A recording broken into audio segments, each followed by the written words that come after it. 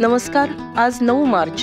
मुख्यत्वे भारतात आणि देश विदेशात आजच्या दिवशी घडलेल्या महत्त्वपूर्ण घडामोडींचा आढावा घेऊया या भागात. मी रुपाली गोवंडे आणि तुम्ही पाहताय ऋतम मराठी दिनविशेष. युरी गॅगरिन यांचा जन्म 9 मार्च 1934 रोजी रशियात झाला. अंतराळात जाणारे ते पहिले मानव होते. युरी गॅगरिन यांनी वयाच्या अवघ्या 27व्या वर्षी 12 एप्रिल 1961 रोजी वोस्टॉक 1 या अवकाश यानात उड्डाण केलं. हे उड्डाण तब्बल 108 मिनिटं चाललं.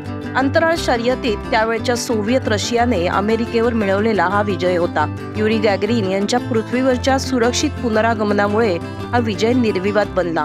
गॅगरिन यांना अंतराळात पाठवून शास्त्रज्ञांना अनेक प्रश्नांची उत्तरं मिळवायची होती, ज्यात मानव अंतराळात टिकू शकतो का, आपण अवकाशयानाने प्रवास करू शकतो का, अंतराळ यानाचा पृथ्वीशी संवाद टिकू शकतो का आणि हे अंतराळ यान सुरक्षित परत येऊ शकतं का, अशा प्रश्नांचा समावेश होता. पण युरी गॅगरिन यांच्या यशस्वी प्रवासाने या सर्व प्रश्नांची उत्तरं दिली.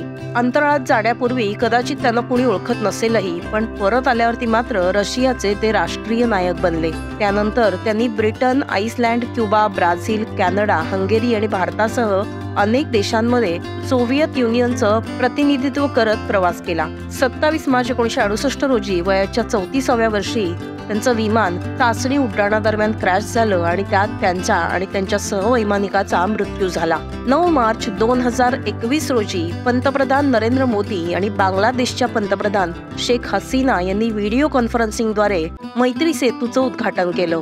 त्रिपुरा आणि बांगलादेशमधल्या भारतीय सीमेतून वाहणाऱ्या फेनी नदीवर हा मैत्री सेतू बांधण्यात आलाय.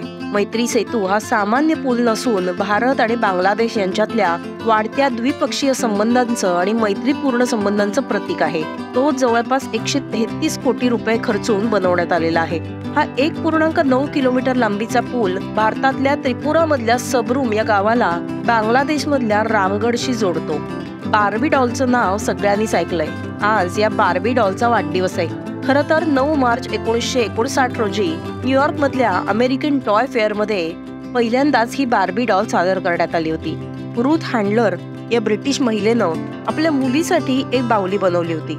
या बाहुलीचं बार्बी हे नाव त्यांनी आपली मुलगी बार्बरा हिच्या नावावरून ठेवलं होतं. ही बार्बी डॉल दिसायला इतकी आकर्षक होती की जेव्हा ती विक्रीला उपलब्ध करण्यात आली तेव्हा तिने खेळण्यांच्या दुनियेत खळबळ उडवून दिली. लॉन्च झाल्याच्या पहिल्याच वर्षी बार्बीच्या 3.5 लाख बाहुल्या विकल्या गेल्या. बार्बी ही पहिली बाहुली होती ज्यामुळे सामान्य मुलींनी तिच्यासारखं दिसण्यासाठी खाणं पिणं सोडलं होतं. या मुलींना कोणत्याही प्रकारे बार्बी सारखं दिसायचं होतं. सर्वसामान्य मुलींमधली ही वाढती लोकप्रियता पाहून काही वैद्यकीय संस्थांनीही या बार्बी डॉलवरती संशोधन केलं आणि त्यानंतर त्यांनी बार्बी डॉलची दाखवण्यात आलेली शरीर यष्टी ही अतिशय अवास्तव असल्याचं सांगितलं.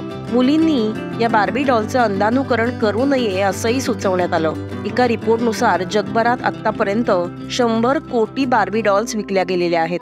त्याचबरोबर बार्बीवरती जवळपास 41 अॅनिमेशन फिल्म्स बनवण्यात आलेल्या आहेत. 2023 मध्ये बार्बीवरती एक नॉन अॅनिमेशन चित्रपट देखील प्रदर्शित झाला होता, ज्यामध्ये एका हॉलिवूड अभिनेत्रीला ही बार्बीची भूमिका देण्यात आली होती. बार्बी ही जगातली एकमेव अशी बाहुली आहे जिचे कपडे जगभरातल्या प्रसिद्ध फॅशन कंपन्यांकडून डिझाईन करून घेतले जातात. आंतरराष्ट्रीय कीर्तीचे तबला वादक जाकीर हुसेन यांचा जन्म 9 मार्च 1951 रोजी मुंबईत झाला. तबला वाजवण्याचं कौशल्य त्यांना त्यांचे वडील उस्ताद अल्ला रखा खान यांच्याकडून मिळालेलं आहे, जे प्रसिद्ध तबला वादक होते. जाकीर हुसेन यांनी सेंट झेवियर्स कॉलेजमधून शिक्षण घेतलंय. ते भारतात तसेच जगातही खूप प्रसिद्ध आहेत. अमेरिकेचे माजी राष्ट्राध्यक्ष बराक ओबामा यांनी ऑल स्टार जागतिक मैफलीत भाग घेण्यासाठी व्हाईट हाऊसमध्ये आमंत्रित केलेले जाकीर हुसेन हे पहिले भारतीय आहेत. त्यांना अनेक पुरस्कारांनीही गौरवण्यात आलंय. तसेच संगीताच्या जगातला सर्वात मोठा ग्रॅमी पुरस्कार हा त्यांना 2दा मिळालेला आहे. त्याचबरोबर पद्मश्री, पद्मविभूषण आणि संगीत नाटक अकादमी पुरस्कारासह विविध पुरस्कारांनी जाकीर हुसेन यांना सन्मानित करण्यात आलेलं आहे. तर हे होते आजचे अर्थात 9 मार्चचे दिनविशेष.